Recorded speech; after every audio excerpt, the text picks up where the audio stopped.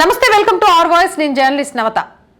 Rajasthan education minister తీసుకున్న నిర్ణయం ఇప్పుడు దేశవ్యాప్తంగా సంచలనంగా మారింది.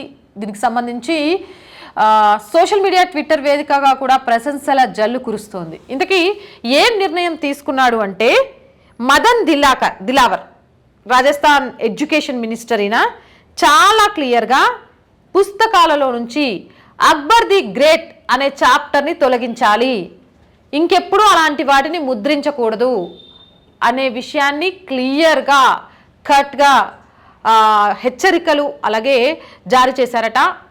రాజస్థాన్కి సంబంధించిన పాఠ్య పుస్తకాలలో ఇక నుంచి అక్బర్ ది గ్రేట్ అనే లెసన్స్ ఉండకూడదు. గత చరిత్ర, అక్బర్ రాజు, వీర సవార్కర్ దేశభక్తుడు కాదు, ఇలాంటివన్నీ పుస్తకాలలో నేర్పించి పెట్టారు. కానీ ఇక నుంచి అలాంటి ఆటలు సాగవు. అక్బర్ గ్రేట్ అని, వీర సావర్కర్ దేశభక్తుడు కాదని ఇలాంటివి పెట్టడం అనేది రాజస్థాన్ పాఠ్య పుస్తకాలలో ఉండదు అంటూ కూడా చాలా క్లియర్గా చెప్పారట. దీంతో ఒక్కసారిగా మినిస్టర్ మదన్ దిలావర్ మీద ప్రశంసలు కురిపిస్తున్నారు ట్విట్టర్ వేదికగా. ఈయన తీసుకున్న నిర్ణయాన్ని ప్రతి ఒక్కరు కూడా స్వాగతిస్తున్నారు. ఎందుకు అనంటే, మన సంస్కృతి మీద దాడి చేసిన ఔరంగజేబ్, అక్బర్ లాంటి వాళ్ళ గురించి పాఠ్య పుస్తకాలలో పెట్టి పిల్లలకు నేర్పిస్తూ, ఎవరైతే వీర సావర్కర్ కానీ లేకపోతే భగత్ సింగ్ కానీ ఇలాంటి వాటికి సంబంధించిన చరిత్రను పుస్తకాల్లో లేకుండా చేసి పిల్లలకు చరిత్ర అంటే ఏంటి అర్థం కాకుండా దాన్ని పక్కదోవ పట్టించే ప్రయత్నం చేస్తున్నారు. కాబట్టి రాజస్థాన్ ఎడ్యుకేషన్ మినిస్టర్ మదన్ దిలావర్ ఈ నిర్ణయం తీసుకోవడం అనేది చాలా గొప్ప విషయం.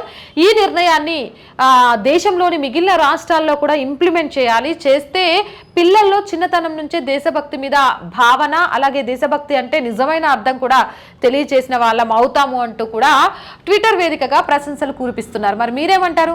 మదన్ దిలావర్ చేసిన ఈ సెన్సేషనల్ కామెంట్స్ దేశవ్యాప్తంగా మిగిలిన రాష్ట్రాల్లో అమలు చేయడానికి అవకాశం ఉంటుందంటారా?